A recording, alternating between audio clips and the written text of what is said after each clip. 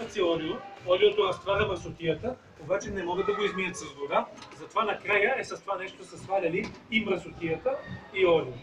Най-интересното е, че тия масла, цялата козметика, римляните са си ги донесли от Египет. Египтяните са ги познавали преди тях.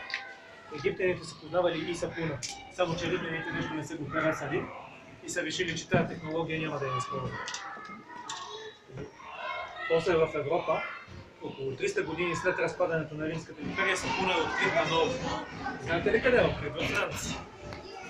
И най-смешното е, че французите през средновековете са тези, които са престанали да използват сапуна. Те изобщо са престанали да се къпят.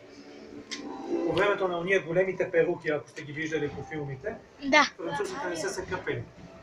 И за да не мирише, са се поливали постоянно с одеколон. И всичките благородници са имали по няколко замъка, за да може като лакът, буквално като лакът един замък, да идат в другия, докато първия се измириш. И с тия големите перуки... Какво са ги слагали перуките, знаете ли? За да не имат въшки. Само дето са живяли в перуките и въшки и бълхи и реално са били изключително мръсно племе по това време.